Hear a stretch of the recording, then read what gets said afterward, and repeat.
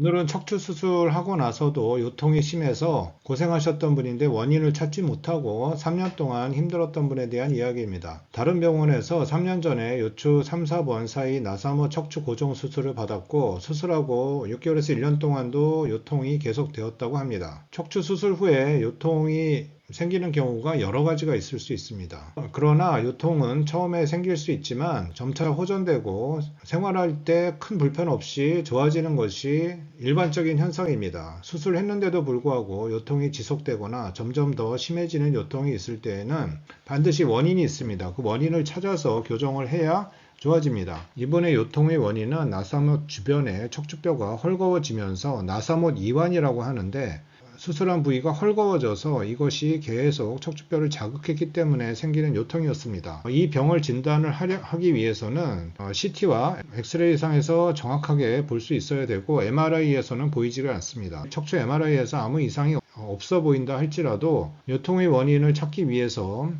면밀히 진단을 해야 되고 가장 중요한 것은 환자를 엎드려 놓고 나사물 있는 부위를 꽉 눌러봐야 됩니다. 압통이 느껴질 때 평소의 요통이랑 같은 요통이 느껴질 때 나사못 이완에 의한 요통이라고 진단할 수가 있습니다. 결국 이분은 나사못을 다 빼내서 통증의 원인을 없애야지 요통을 해결할 수 있는 상황이었습니다. 수술하고 처음 1년 동안은 수술한 병원에서는 아무 문제가 없다. 수술은 잘 되었으니 기다려보자 하면 약과 물리치료를 통해서 조절했지만 아무 호전이 없었고 2년, 3년이 지날수록 더 아파져만 갔지만 여기저기 다른 병원도 다니셨지만 원인을 찾지 못했던 경우입니다. 척추 수술은 했다고 끝이 아닙니다. 하고 나서도 여러 가지 원인에 의해서 다른 종류의 요통이나 또 다리 통증, 골반 통증이 생길 수가 있습니다. 척추 수술 후에 생길 수 있는 요통의 원인에 대해서 정확하게 진단하지 않고선 이렇게 3년 동안 계속 고생하는 상황이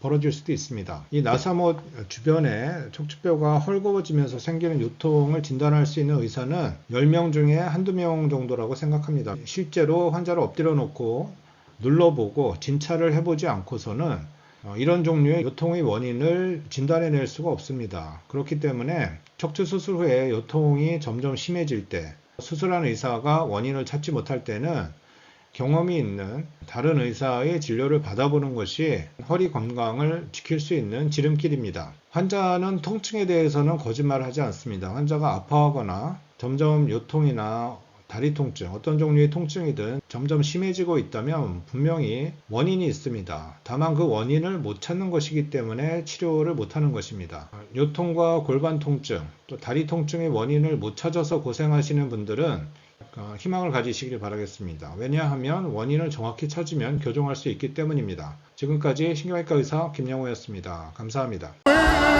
My Jesus was. He washed my sins